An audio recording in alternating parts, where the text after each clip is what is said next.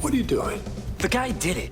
No, actually, Greg, he's a suspect. There's blood all over that place. All right, all the more reason to rein it in so we can nail him. Rein it in? Oh, I get it. When it's people that you care about, the rule book goes out the window. But when it's someone who meant something to me... Yeah, I should have told you. Yeah, you're right. Emmy-winner Ted Danson's in charge of the night shift on CSI crime scene investigation. He joined the long-running CBS drama a year ago after starring in Becker, remember that? And of course, Cheers. We'll also talk about Cheers. Ted Yes. Danson joins us now. But first, CSI. What is it about those series that so capture the imagination of television audiences? I don't know.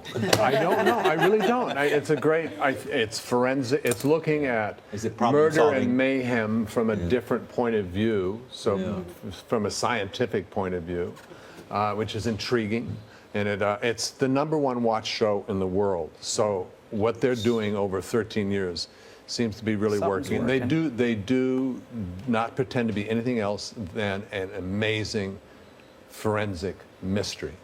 That takes you along for the ride, and you approach it from a scientific point of view, which I think maybe allows some people who wouldn't necessarily want to look at the dark side, lets them in because it's scientific.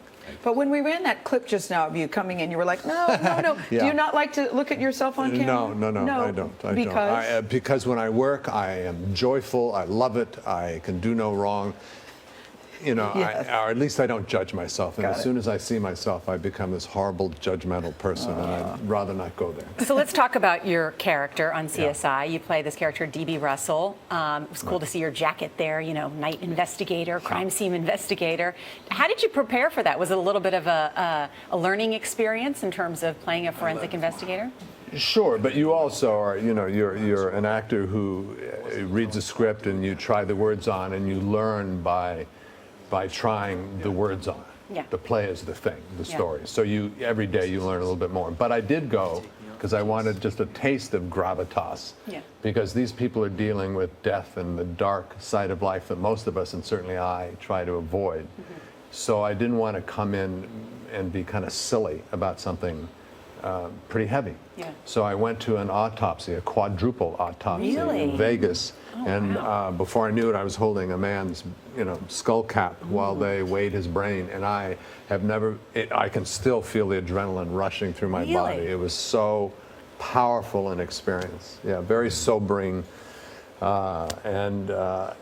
a difference to my life. And I'm glad I did it because, I don't know what impact it had on my acting, but it gave me a sense of, they deal with some heavy-duty stuff all day long. Can we just talk about Elisabeth Shue, Yes. who is also Lover?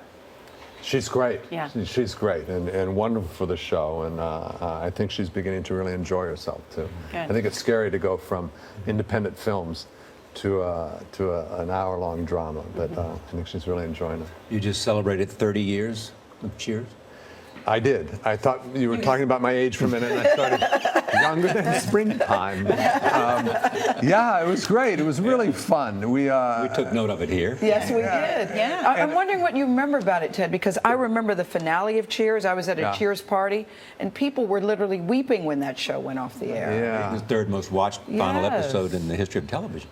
Yeah, yes. And I shouldn't take away from it by saying there were only 4 networks back then, which made it easier to reach those numbers. But no, we watched a film package, or clips from all the shows, and it was all the writers and actors and everyone who'd worked on it, and it was funny.